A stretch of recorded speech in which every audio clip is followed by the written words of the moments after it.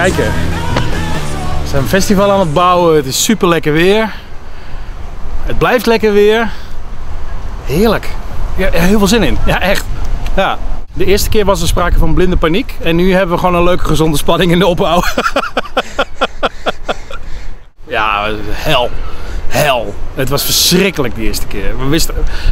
Kijk, je hebt het nog nooit gedaan. En we hadden wel festivals in de stad gedaan, hè?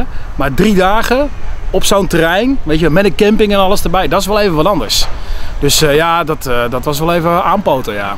Ik denk dat niemand van ons meer dan 1 band heeft gezien in dat hele weekend. En ik weet, ik heb het opgeteld, ik heb 4 nachten 7 uur geslapen. Dat is niet gezond. En nu? Nu slapen we gewoon 7 uur per dag. Toen we de tweede editie achter de rug hadden, dacht ik, oh ja, dit gaat wel blijven, dit is goed. Ja. En wanneer begin je met de 2018 editie? Ja, een paar maanden voor de 2017 editie. Dus ik ben nu met de 2019 editie ook bezig. Het is wel een jaar waarin heel veel dingen samenkomen. Het is ook een heel heftig jaar qua hoeveelheid. Er komt veel samen. En wat wij niet hebben gedaan met Welcome to the Village is dit jaar extra groot of zo. Wat we hebben gedaan, want we hebben ook een beetje geld gekregen van Culturele Hoofdstad. Dat hebben we juist gestopt in het bijzonder maken van het festival al sinds een paar jaar. Dus dat we op dat eiland daar met dorpen en al die innovatie werken.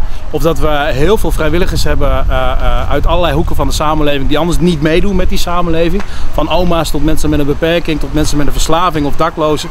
Eigenlijk besteden we daar al dat geld aan, zodat we een festival kunnen maken echt voor iedereen. Ik denk dat we meer dan anders bijzondere voorstellingen hebben. Dus we doen ook meer theater of meer theaterachtige voorstellingen. Nou, bijvoorbeeld hier achter je zie je hier niet achter je, maar die ga je vast zo filmen. Zie je een hele grote berg met zand. Ja, dat is een jong theatergroep, Teddy's Last Ride uit Groningen. Die maken daar een nieuwe voorstelling. Dat is echt een onderzoek van ze. Ja, dat vind ik te gek. Ja, natuurlijk een hartstikke goede muziekline-up ook weer dit jaar. Waarbij we niet hebben gekozen voor een supergrote band als Frans Ferdinand. Super duur. Maar we hebben er eigenlijk voor gekozen om dat geld een beetje te spreiden over de kwaliteit van de hele muziekline-up. Daar ben ik eigenlijk best wel blij mee met hoe dat uitpakt. Echt een hartstikke goede bands, van Mark Lennigan tot Motorpsycho, tot Mickey Blanco of tot andere hele spannende muziek. Dus ja, het is gewoon weer heerlijk om hier te zijn en met al die mensen een scherp programma te hebben gemaakt. Dat is misschien nog wel het allerleukste van alles. En er zit heel veel verrassing in. We leggen hier 2 kilometer waterleidingen aan, dus we gaan geen plastic flesjes water verkopen bijvoorbeeld. We doen heel erg veel op het gebied van eten. Dus bij Willem Schaatsma van Eindeloos, die staat hier op het festival, kun je een ganzenburger halen of een geitenfrikadel. Dus dat zijn beesten die eigenlijk niet gegeten worden, maar super lekker zijn. Die ganzen die blijven we maar afschieten, maar het is eigenlijk zonde, want het is hartstikke goed eten. Dus dat soort dingen doen we.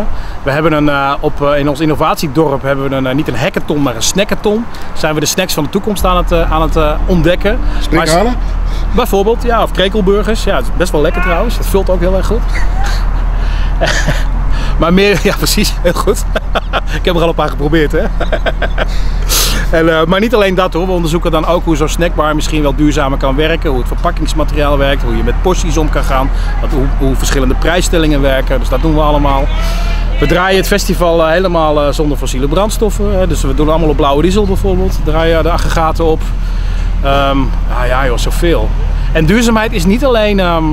gaat niet alleen over de benzine die je tankt of de diesel die je tankt. Het gaat ook over hoe je met mensen samenwerkt. Dus voor ons is, wat ik net vertelde, het verhaal over met wie we dat festival maken, is net zo belangrijk. Dus, nou, we hebben ongeveer 1000 vrijwilligers met het festival. Daarvan zijn er 500-600 op het festival aan het werk. En 350 vrijwilligers, dat zijn ja, mensen, senioren, onze oma's noemen we ze ook wel. Mensen met een beperking, met dak- en thuislozen. We hebben heel veel nieuwkomers die ook vrijwilliger zijn. En dat zijn eigenlijk groepen die in de samenleving een beetje weggestopt zijn, omdat ze niet nuttig zijn. Nou, volgens mij is iedereen nuttig. En het leuke aan het festival is, het is een beetje een tijdelijk dorp en je moet het helemaal from scratch maken. Dus wij proberen juist die groepen te betrekken bij het maken van het festival. En dat is gewoon hartstikke mooi. Dat is hartstikke leuk. Oh ja, die ladders die je daar ziet, dat is ook wel een mooie. Die kun je wel zien als je je omdraait. Ja, achter ons eigenlijk, hè, de ladders van Art van Trist. Dat is een kunstenaar die maakt een installatie uit tientallen ladders. We zitten er eigenlijk nu op. En dat zijn allemaal ladders van een meter of 10 tot 20.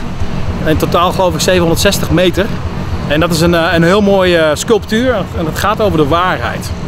En we hebben eigenlijk allemaal onze eigen waarheid. Allemaal ons eigen laddertje naar de hemel, zeg maar. Ja. Nou ja, het lijkt goed te komen. Dus daar gaan we dan maar vanuit.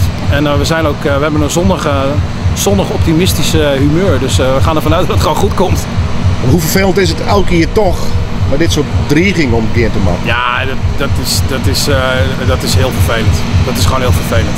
Dus we proberen daar in een heel klein groepje dat allemaal een beetje op te lossen, zodat de rest van de organisatie daar geen last van heeft. Maar ja, dat is vervelend. Ja. Kom je er nooit uit met die meestal? Ja, dat weet ik niet. Ik vraag me dat ook wel eens af of deze mensen er zelf ooit wel eens uitkomen. Maar goed, ja. Kijk, het is een rechtsstaat. Iedereen heeft het recht om naar de rechter te gaan. En dat is ook een goede zaak. Daar ben ik ook heel blij mee dat ik in zo'n land woon. Aan de andere kant denk ik, als je elk jaar een andere reden moet bedenken om naar de rechter te gaan. Ach ja, weet je, wat ben je dan nou eigenlijk aan het doen? Hoe lang hou je hem dit nog vol? Ja, volgend jaar gewoon weer een editie. En dat wordt dan weer de mooiste editie ooit. Kijk hier. Ook hier. Dan moet er een aantal dingen, dan moet je gewoon een heel mooi festival hebben gehad. Tuurlijk. Met hartstikke goede kunst. Mooi weer. Dan moeten er geen ongelukken zijn gebeurd. En er moet mooi weer zijn geweest. En we moeten aan het eind geen verlies draaien. Dan ben je blij.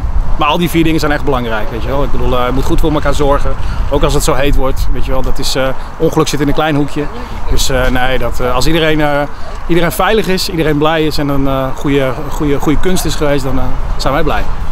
2009, was je er allemaal bezig, zei je? Ja. Okay. Wat gaan we doen? Weer een festival. En ja, we zijn met iets heel moois bezig, dat kan ik nog niet vertellen.